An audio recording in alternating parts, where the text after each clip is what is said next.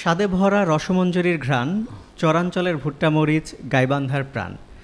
স্বাদে ভরা রসমঞ্জরির স্বাদ নিতে হোক আর চরাঞ্চলের ভুট্টা মরিচের যে প্রাণ, সেটি উচ্ছ্বাসিত হবার জন্যই হোক, গাইবান্ধায় বিভিন্ন সময় দেশের বিভিন্ন প্রান্ত থেকে অতিথি পাখির মতোই কিছু মানুষ আসেন এবং তাদেরকে ঘিরেই রেডিও সারাবেলার বিশেষ আয়োজন অতিথি আলাপন।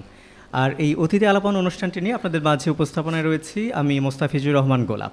সুপ্রিয় দর্শক শ্রোতা, যারা যেখান থেকে দেখছেন এবং শুনছেন রেডিও সারাবেলা 98.8 FM, তাদেরকে সকলকেই অনেক অনেক প্রীতি এবং শুভেচ্ছা জানাচ্ছি। এবং সেই সাথে আজকে আমাদের মাঝে যে অতিথি উপস্থিত হয়েছেন, রেডিও সারাবেলার স্টুডিওকে অলঙ্কৃত করেছেন, আমরা পরিচয় করিয়ে দিতে চাই আপনাদের মাঝে। আমাদের মাঝে আছেন পল্লী কর্ম সহায়ক ফাউন্ডেশন PKSF এর সাধারণ পর্ষদের সদস্য জনাব শফিকুল ইসলাম সাহেব। তো স্যার, কেমন আছেন আপনি? ভালো আছি। তো আমরা জেনেছি গাইবান্ধায় এই প্রথম আসা আপনার, প্রায় 48 ঘন্টা অতিবাহিত হতে চলেছে। তো কেমন লাগছে আপনার গাইবান্ধা? আমার বাংলাদেশের বিভিন্ন জেলাতে যাওয়ার সৌভাগ্য হয়েছে, কিন্তু গাইবান্ধাতে আসা হয়নি।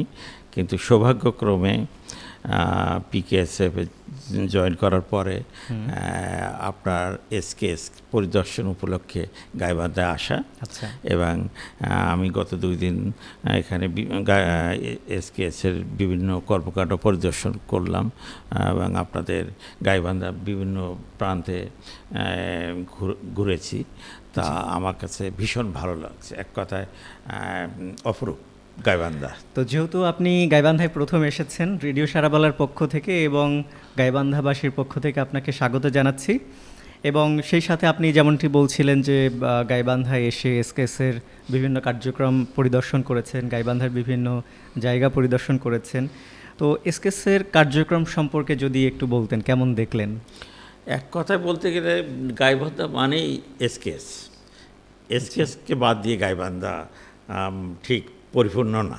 হ্যাঁ, তো শুধু তাই না, গাইবান্ধায় এসে আমি বিভিন্ন SKS-এর যে কর্মকাণ্ড পরিদর্শন করলাম এবং যেটা জানতে পারলাম, প্রায় প্রত্যক্ষভাবে SKS গাইবান্ধার প্রায় 5 লক্ষ জনগোষ্ঠীকে প্রত্যক্ষভাবে সহযোগিতা করে যাচ্ছে। এবং পরিদর্শনকালে বিভিন্ন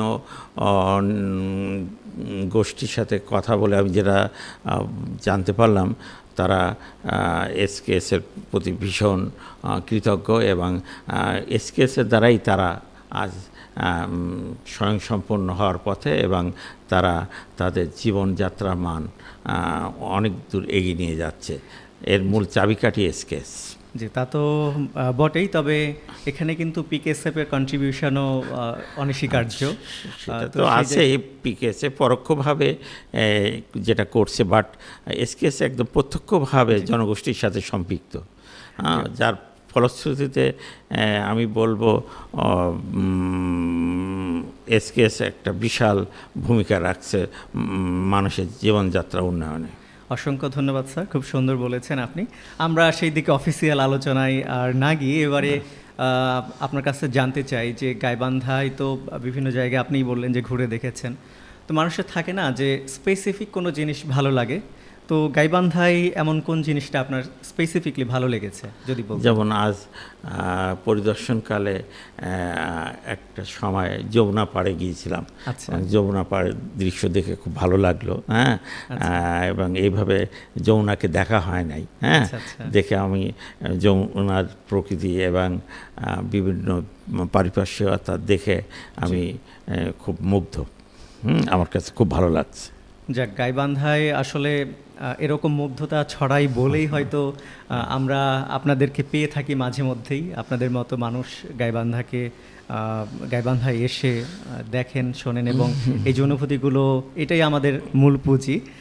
তো যাই হোক, আমরা এখন যেখানে বসে গল্প করছি, আড্ডা দিচ্ছি, রেডিও সারাবেলা, এটি একটি কমিউনিটি রেডিও।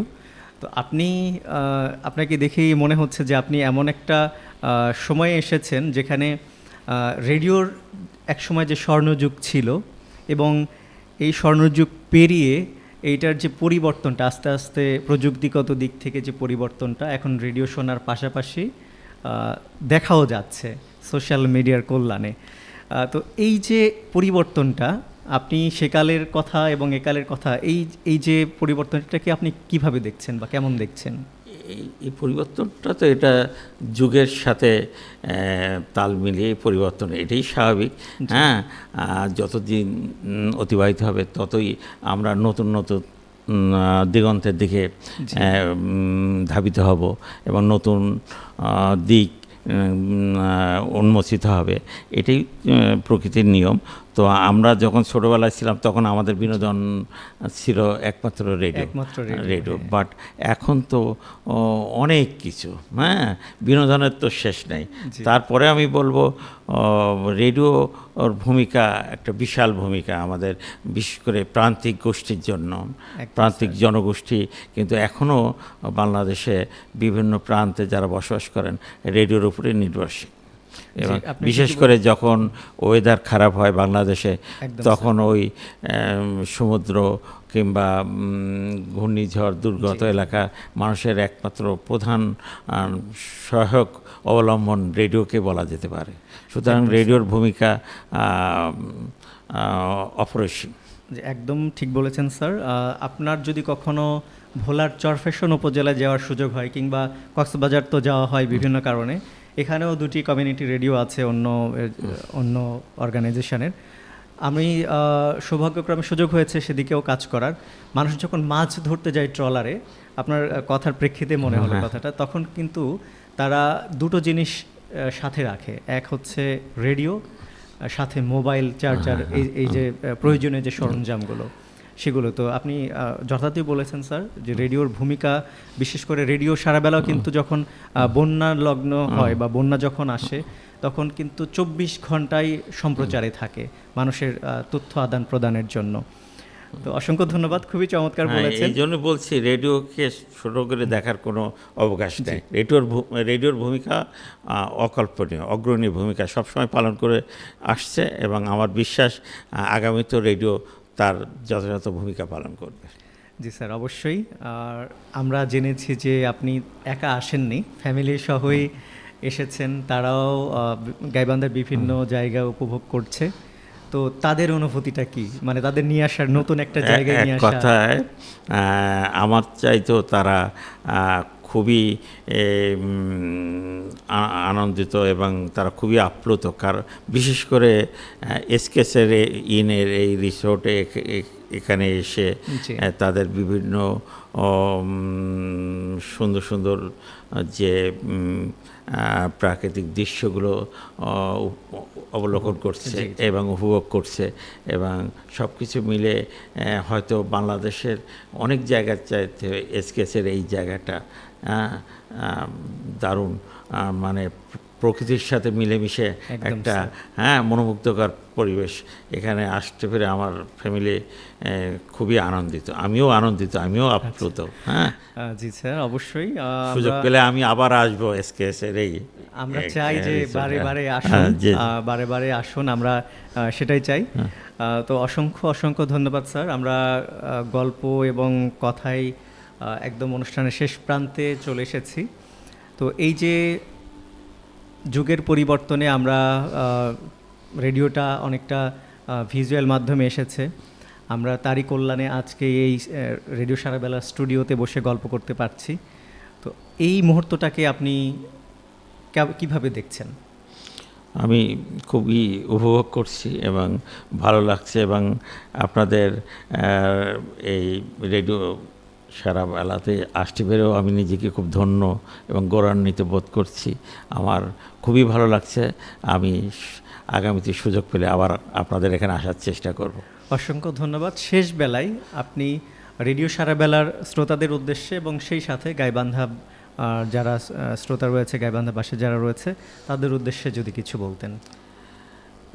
একটি কথাই বলবো, এসকেএস এখানে যে অগ্রণী ভূমিকা রাখছে মানুষের মান উন্নয়নে, জীবনযাত্রা মান উন্নয়নে, তো তাদেরই সৃষ্ট তাদেরই প্রতিষ্ঠান রেডিও সারাবালা। এটা দর্শক এবং শ্রোতা পাঠক আরও বেশি করে উপভোগ করুক এই শুভ কামনা করে আমি আমার বক্তব্য শেষ করছি। অসংখ্য ধন্যবাদ আবারও, এবং কৃতজ্ঞতা প্রকাশ করছি যে আপনার এই ব্যস্ততা মাঝেও, এই কর্মব্যস্ত সময়ের মাঝে রেডিও সারাবেলার স্টুডিওতে আমাদেরকে কিছু সময় দিতে পেরেছেন এবং আপনি সুন্দর কিছু কথা উপস্থাপন করেছেন।